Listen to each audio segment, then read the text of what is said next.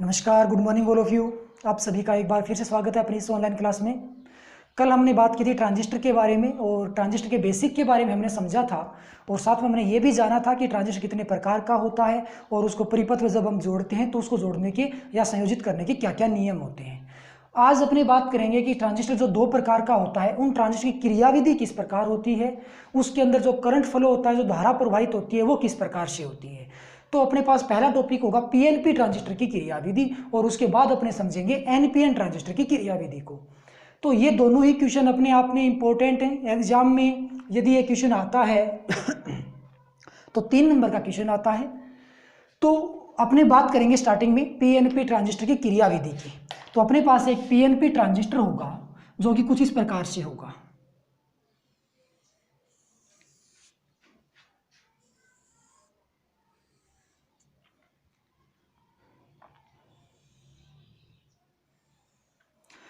ये भाग हमने ले लिया P, ये भाग हमने ले लिया N और ये तीसरा भाग हो गया P।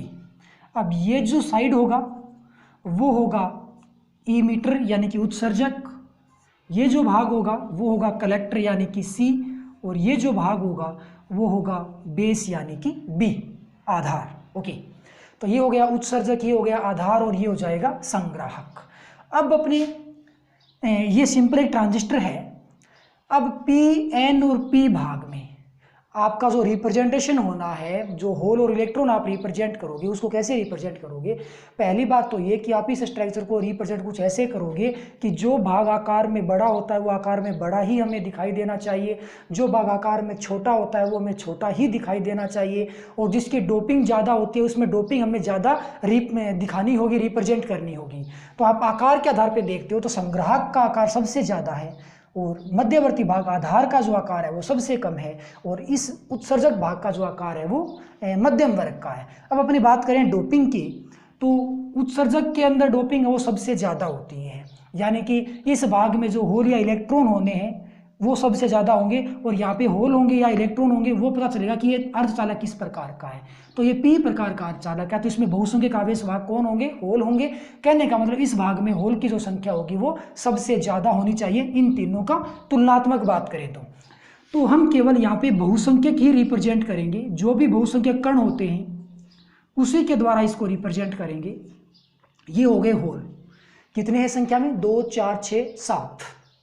ओके, सबसे कम डोपिंग होती है आधार की। अब आधार में कौन आना है? बहुसंख्यक। एन पार्ट है तो कौन आएगा? इलेक्ट्रॉन आएगा।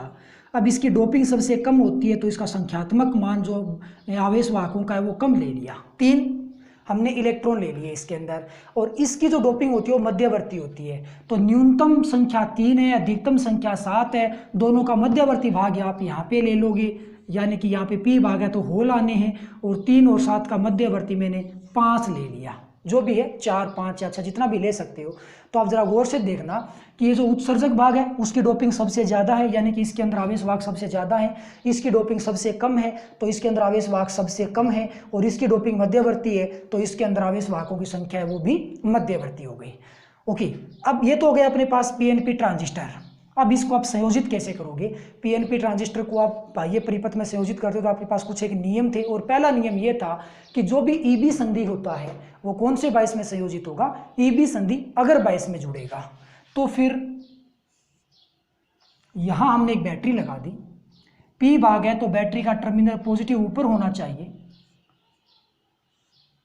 ताकि इसका अगर बायसीकरण दे पाए, और मध्यवर्ती भाग को हम क्या करते हैं? भू संपर्कित।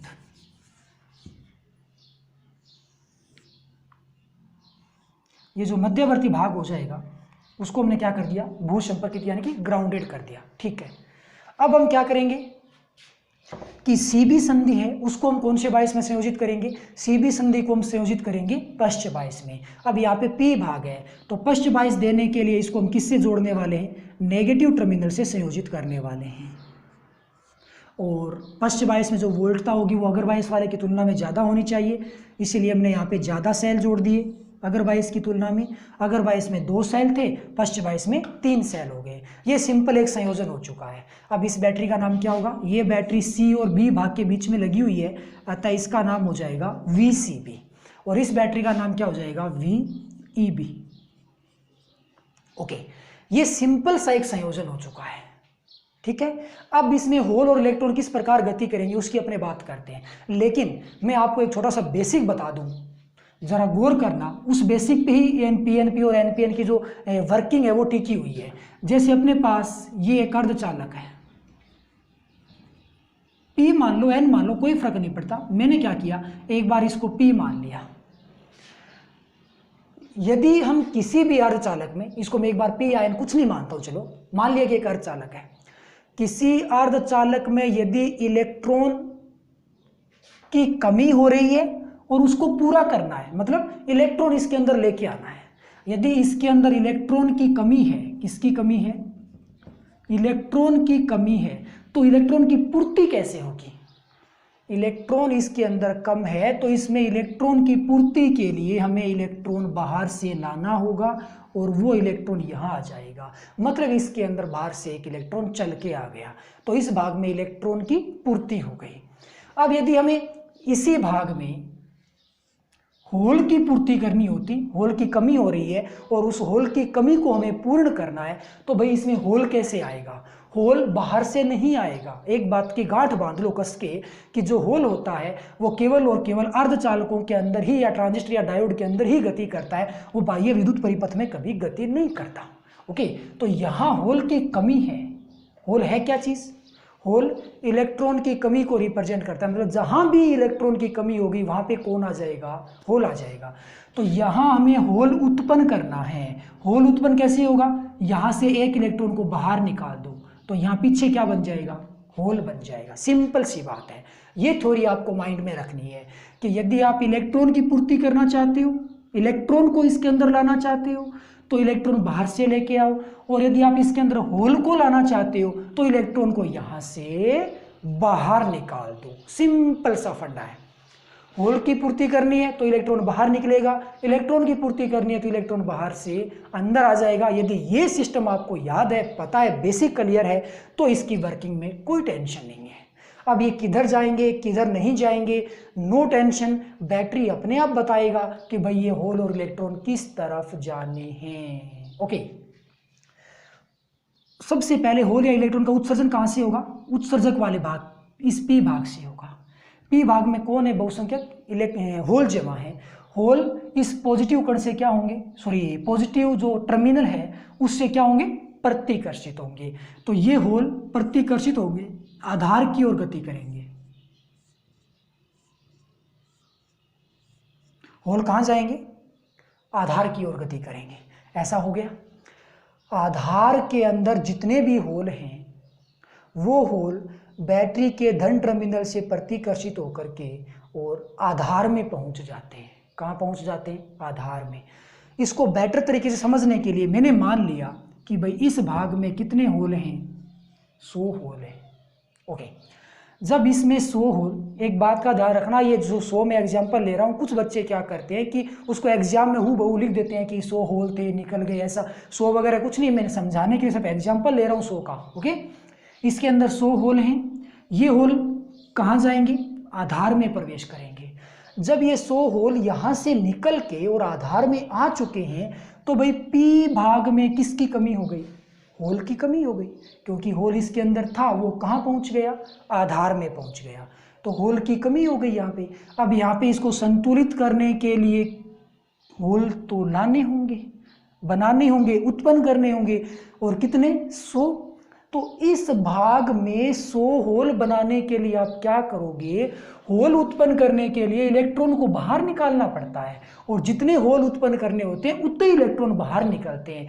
तो इस भाग से इलेक्ट्रॉन बाहर निकलेगा। कौन बाहर निकलेगा, इलेक्ट्रॉन बाहर निकलेगा। इस भाग से कितने इलेक्ट्रॉन बाहर निकलेंगे, 100, मतलब जितने होल चाहिए उतने इलेक्ट्रॉन। तो यहाँ पे 100 इलेक्ट्रॉन बाहर निकले, तो इस भाग में होल कितने बन गए, 100 होल बन चुके हैं। वो इलेक्ट्रॉन किधर जाएंगे, वो इलेक्ट्रॉन धन टर्मिनल की ओर आकर्षित होंगे, यहां इस प्रकार से। तो इस शाखा में इलेक्ट्रॉन ने गति की। इलेक्ट्रॉन जब इधर गति कर रहा है तो भाई इसके ओपोजिट कौन फ्लो होगा, इसके ओपोजिट धारा प्रवाहित होगी। किसके ओपोजिट, इलेक्ट्रॉन की गति के विपरीत कौन प्रवाहित होगी, धारा प्रवाहित होगी। तो धारा की दिशा है वो ये बनेगी।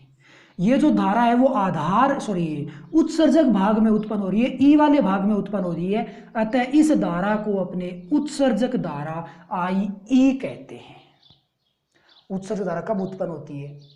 जब उत्सर्जक में विद्यमान होल बैटरी VEB के धन टर्मिनल से प्रतिकर्षित होकर आधार में पहुंच जाते हैं, तो उसी समय और उतनी ही संख्या में उत्सर्जक से इलेक्ट्रॉन निकलकर बैटरी VEB के धन टर्मिनल पर पहुंच जाते हैं।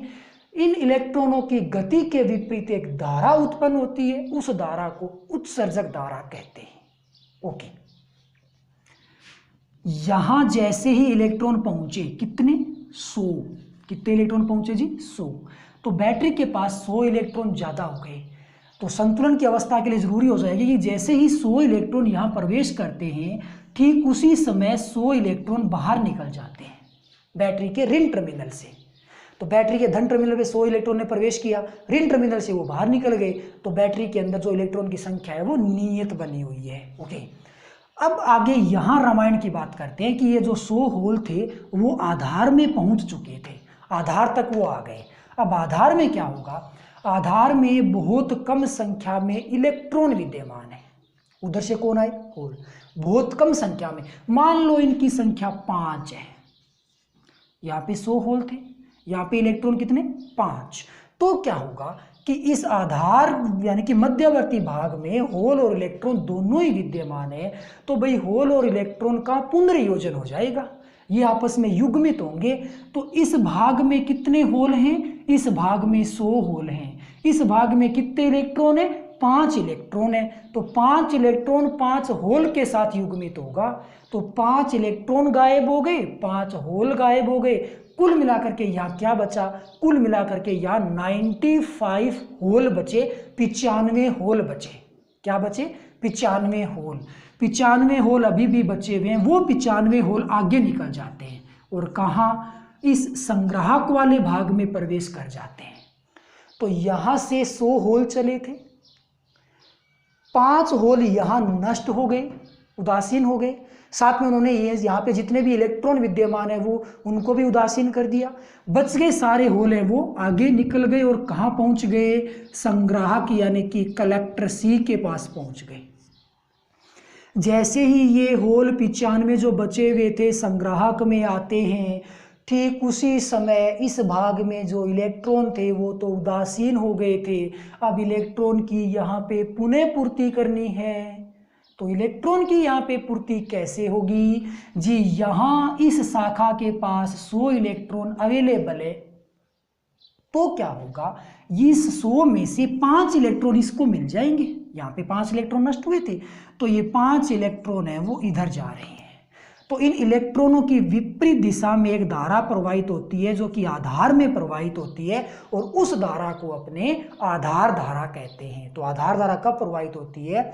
जब आधार में विद्यमान बहुसंख्यक आवेश वाहक इलेक्ट्रॉन बाहर से आने वाले होल से पुनर्संयोजित होकर के उदासीन हो जाते हैं, ठीक उसी समय बैटरी VEB के ऋण टर्मिनल से इलेक्ट्रॉन निकलकर आधार में प्रवेश कर जाते हैं, जिसकी विपरीत दिशा में एक धारा प्रवाहित होती है। उस धारा को अपने आधार धारा IB कहते हैं। ठीक है जी, हमने आधार धारा की बात कर ली, हमने उत्सर्जक धारा की बात कर ली, और अब एक बात और सोचने वाली हो गई कि 500 में से 5 इधर चले गए, तो भाई इस शाखा में कितने इलेक्ट्रॉन बचे हुए हैं? 95। इस शाखा में अभी भी 95 इलेक्ट्रॉन मौजूद हैं। होल को हमने कहाँ तक पहुंचाया? होल पहुंच गए संग्राहक तक, और संग्राहक में कितने होल पहुंचे? 95 होल पहुंचे हैं। अब क्या होगा? ये होल यहाँ पहले से ही होल विद्यमान थे, ये होल आगे गति करेंगे और लास्ट में यहाँ किनारे तक आ जाएंगे। कितने होल आ रहे हैं यहाँ किनारे तक? 95, क्योंकि इसके पास तो 95 की बहुलता थी, 95 ज़्यादा थे। वो यहाँ से निकल चुके हैं और वो कहाँ आ गए हैं? संग्राहक के लास्ट किनारे पे आ गए हैं। होल आगे गति नहीं कर सकता क्योंकि तार में होल नहीं जा सकता। ये होल पॉजिटिव कण है तो ये नेगेटिव की ओर आकर्षित हो रहा था, लेकिन लास्ट किनारे पे एक सीमा पे आके ये रुक गया। इस भाग में होल की बहुलता है। अब इस होल को नष्ट कैसे किया जाए? तो भाई इस होल को नष्ट करने के लिए ये जो आपको बैटरी दिखाई दे रही है VCB, इसके ऋण टर्मिनल से इलेक्ट्रॉन निकलेंगे। कितने इलेक्ट्रॉन निकलेंगे? जितने यहाँ पे एक्स्ट्रा होल हैं, और यहाँ पे एक्स्ट्रा होल कितने हैं? 95। तो भाई 95 इलेक्ट्रॉन निकलेंगे, और वो कहाँ पहुँच जाएंगे? इस संग्राहक में पहुँच जाएंगे। संग्राहक में जैसे ही 95 इलेक्ट्रॉन पहुँचेंगे तो 95 इलेक्ट्रॉन 95 होल के साथ क्रिया कर लेंगे, उदासीन हो गए, तो भाई इसका बैलेंस है वो बना रहेगा। बैलेंस इसका भी हमने बना दिया था, 100 बाहर निकाले, बैलेंस इसका भी बना दिया, 5 इलेक्ट्रॉन प्रवेश करवाए, बैलेंस इसका भी बना दिया, 95 इलेक्ट्रॉन इसमें प्रवेश करवाए थे। तो भाई बैटरी VCB के पास 95 इलेक्ट्रॉन की कमी हो गई।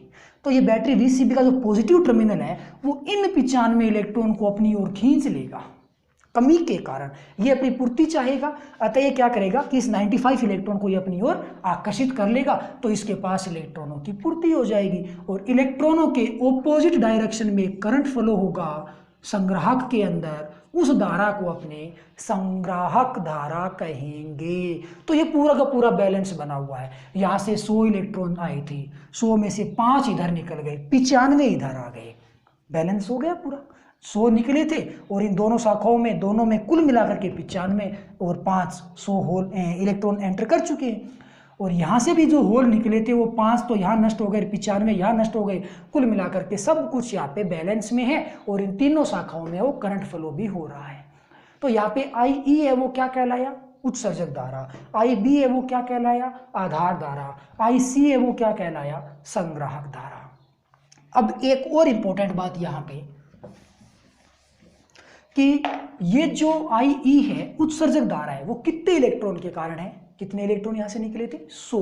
तो IE जो धारा है वो भाई 100 इलेक्ट्रॉन के कारण है। कितने इलेक्ट्रॉन के कारण? 100 के कारण। आधार धारा कितने इलेक्ट्रॉन के कारण है? इस शाखा में 5 इलेक्ट्रॉन ने गति की थी, तो इसके ऑपोजिट आधार धारा 5 इलेक्ट्रॉन के कारण आ गई।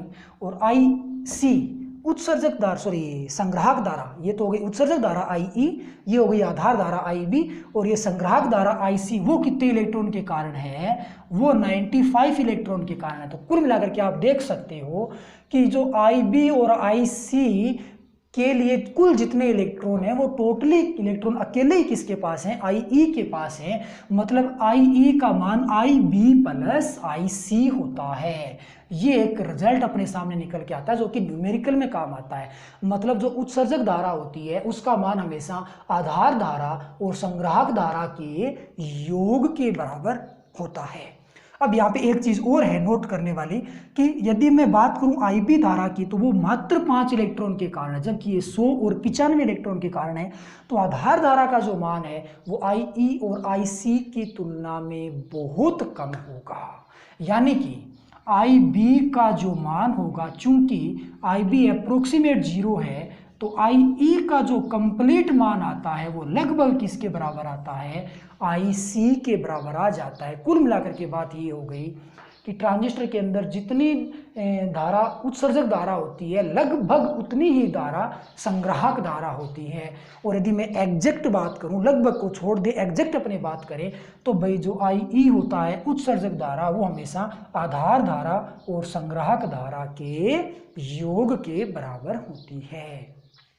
तो मैं इसको क्विकली एक बार पुनः रिवाइज कर देता हूं, जरा गौर से सुनना बात को।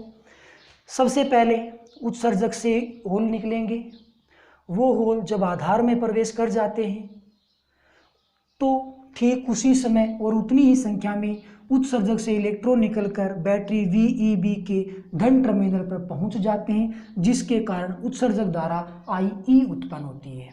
जो होल आधार में पहुंचते हैं उनमें से बहुत कम संख्या में होल और इलेक्ट्रॉन का युग्मन हो जाता है, पुनर्योजन हो जाता है, और शेष बच गए होल संग्राहक में चले जाते हैं। तो आधार में जितने इलेक्ट्रॉन की कमी होती है उतनी ही संख्या में इलेक्ट्रॉन VEB के नेगेटिव टर्मिनल से निकलकर आधार के अंदर पहुंच जाते हैं, जिसके कारण यहाँ पे इलेक्ट्रॉनों की पूर्ति हो जाती है। जब बचे हुए होल संग्राहक में प्रवेश करते हैं तो ठीक उसी समय बैटरी VCB के ऋण टर्मिनल से और उतनी ही संख्या में इलेक्ट्रॉन निकलकर संग्राहक में आने वाले अतिरिक्त होल को उदासीन कर देते हैं, पुनर्योजित हो जाते हैं और इस कंडीशन में संग्राहक द्वारा IC उत्पन्न होती है। इस प्रक्रिया में VCB बैटरी के पास जितने भी इलेक्ट्रॉन की कमी होती है वो इलेक्ट्रॉन VEB के ऋण टर्मिनल से इसको मिल जाते हैं और यहाँ पे उत्सर्जक धारा IE का जो मान होता है वो आधार धारा IB और संग्राहक धारा IC के योग के बराबर होता है। तो ये इसकी कंप्लीट प्रक्रिया थी पी ट्रांजिस्टर की और इसमें ये एक इम्पोर्टेंट रिजल्ट निकल के अपने सामने आता है।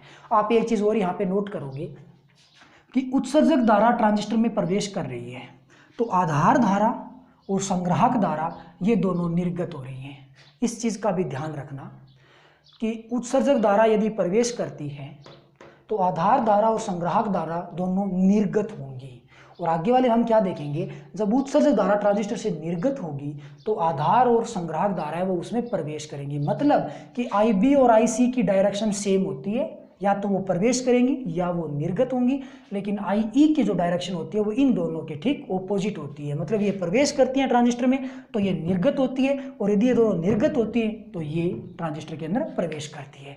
तो ये था अपने पास PNP ट्रांजिस्टर की क्रियाविधि। अब अपने बात करेंगे NPN ट्रांजिस्टर की क्रियाविधि।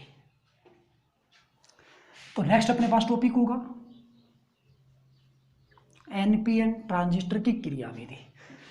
ठीक उसी प्रकार से इसको एक्सप्लेन करना है।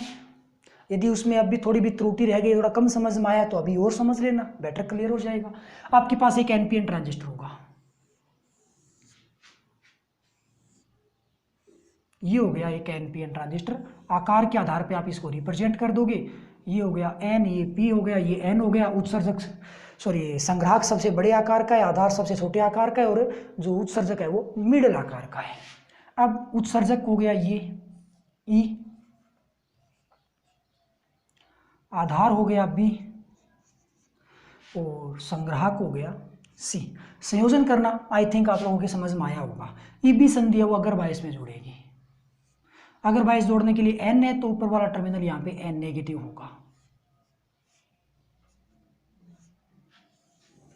और इस P टर्मिनल को जोड़ दिया हमने पॉजिटिव के साथ और मध्यवर्ती भाग को हमें क्या करना है, ग्राउंडेड करना है। इसी प्रकार CB संधि है उसको आप जोड़ोगे पश्च बायस में, तो भाई पश्च बायस जोड़ने के लिए N है ना, तो ऊपर वाला टर्मिनल कैसा होगा, पॉजिटिव होगा और इस पश्च बायस की वोल्टता है वो अगर वाले की तुलना में ज़्यादा होनी चाहिए। ये सिंपल सा एक व्यवस्था बन चुकी है। इस बैटरी का नाम क्या होगा, ये E और B के बीच में है अतः इसका नाम हो जाएगा VEB और इस बैटरी का नाम क्या होगा, VCB होगा। ठीक है जी। अब यहाँ पे होल और इलेक्ट्रॉन रिप्रेजेंट करते हैं। तो उत्सर्जक भाग है, डोपिंग सबसे ज़्यादा होगी तो भाई इसके अंदर अपने क्या किया, अधिक संख्या में हम इलेक्ट्रॉन लेंगे।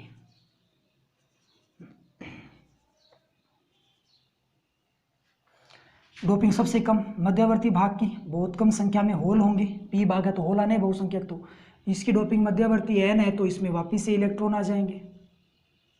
कुछ ऐसा सिस्टम हो गया। ओके, अब क्या होगा, बात करते हैं इसकी क्रियाविधि की।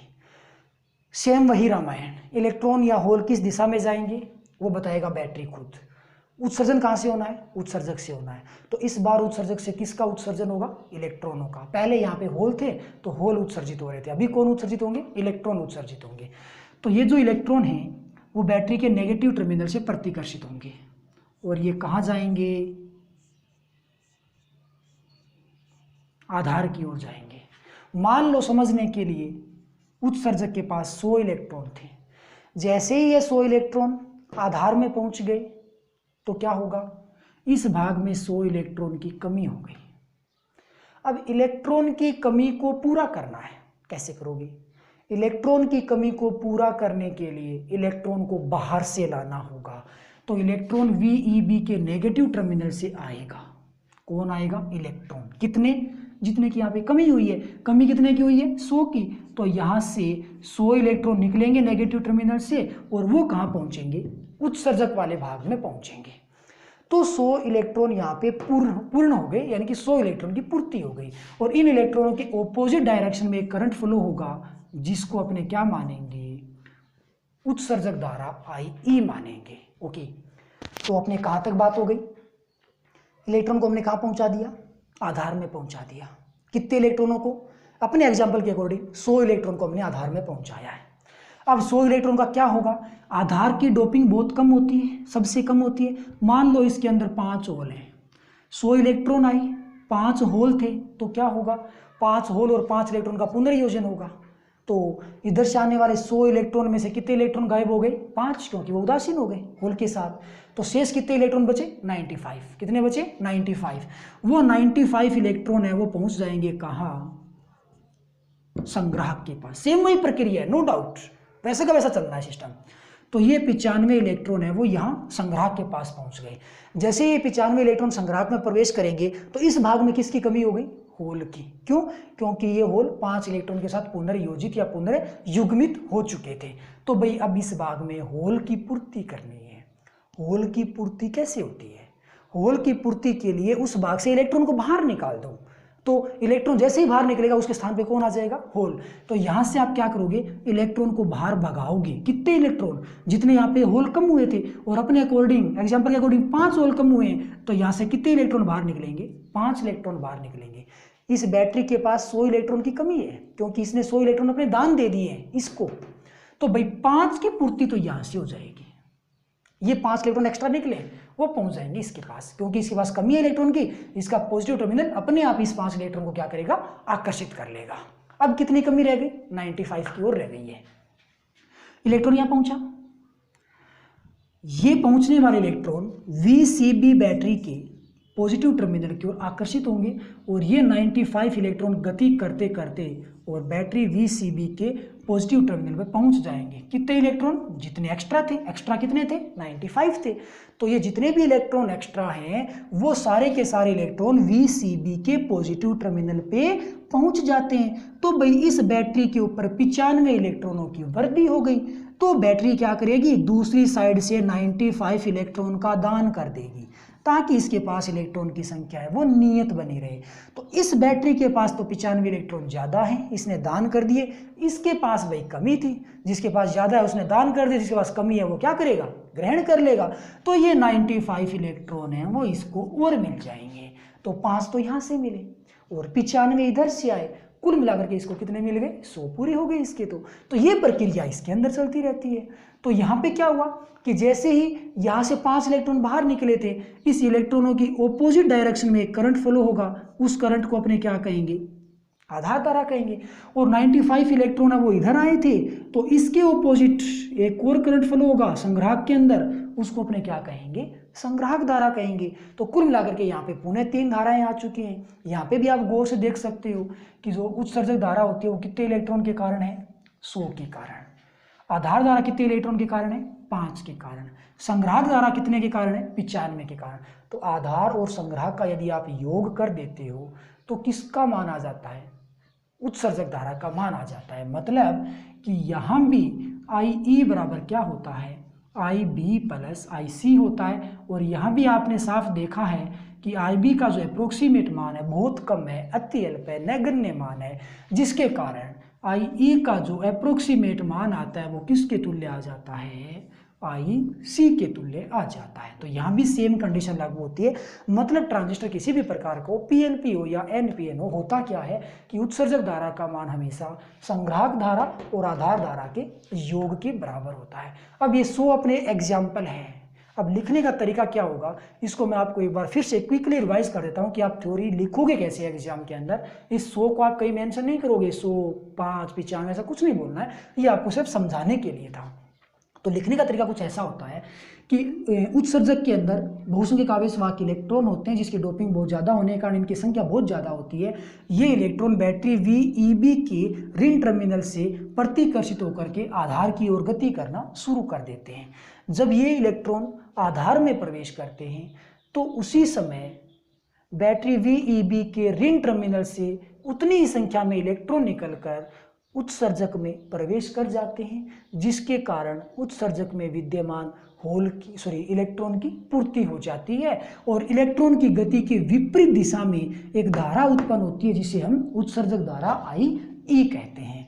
जब ये इलेक्ट्रॉन आधार में पहुंचते हैं तो आधार में बहुत अधिक संख्या में होल विद्यमान होते हैं और इन होल के साथ बाहर से आने वाले इलेक्ट्रॉन होते हैं वो पुनर्योजित हो जाते हैं, जिसके कारण आधार भाग में होल की कमी हो जाती है। यहाँ पुनर्योजन के पश्चात शेष बचे हुए इलेक्ट्रॉन संग्राहक में चले जाते हैं। तो संग्राहक में इलेक्ट्रॉन जैसे ही पहुंचता है, आधार में होल की कमी थी तो आधार में होल की पूर्ति के लिए उतनी ही संख्या में इलेक्ट्रॉन बाहर निकल के बैटरी VeB के धन टर्मिनल पर पहुंच जाता है, क्योंकि इलेक्ट्रॉन धन टर्मिनल की ओर हमेशा आकर्षित होता है, जिसके इलेक्ट्रॉन की गति के विपरीत दिशा में एक धारा उत्पन्न हो जाती है जिसे हम आधार धारा IB कहते हैं।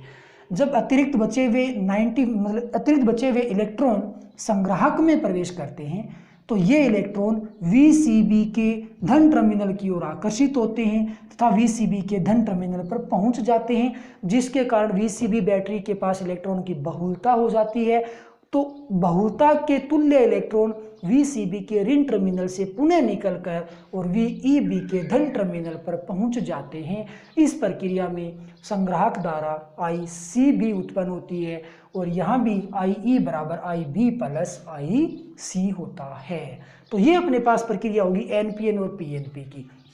हालांकि दोनों की प्रक्रिया सेम है, दोनों में कोई चेंज नहीं है, आपको रटने की कतई आवश्यकता नहीं है। बस आपको इतना सा ध्यान रखना है कि उत्सर्जन है वो उत्सर्जक भाग से होगा होल या इलेक्ट्रॉन का, और प्रतिकर्षित होंगे या आकर्षित होंगे इतना भी ध्यान रखो कि यहाँ पे चाहे होल हो चाहे इलेक्ट्रॉन हो वो हमेशा आधार की ओर ही गति करता है, आधार में ही प्रवेश करता है। आधार में कुछ एक का तो पुनर्योजन हो जाता है, बाकी बच गए संग्राहक में पहुंच जाते हैं। संग्राहक में इलेक्ट्रॉन पहुंचे हैं तब तो वो बाहर इस प्रकार गति कर पाएंगे, और होल पहुंचे तो बाहर से इलेक्ट्रॉन आकर के इसको उदासीन कर देंगे। तो इसका बेसिक कंसेप्ट थोड़ा आप क्लियर रखोगे तो ये था अपने पास आज के टॉपिक NPN ट्रांजिस्टर और PNP ट्रांजिस्टर की क्रियाविधि। आई होप आपको ये समझ में आया होगा। यदि वीडियो आपको अच्छा लगा है तो इसे लाइक और शेयर अवश्य कीजिएगा। ओके, कल अपने बात करेंगे, इसी ट्रांजिस्टर को आगे बढ़ाएंगे और उसके अपने कॉन्फ़िगरेशन को देखेंगे, अभिविन्यासों को समझेंगे। तो आज के लिए बस इतना ही। Okay, bye, thank you.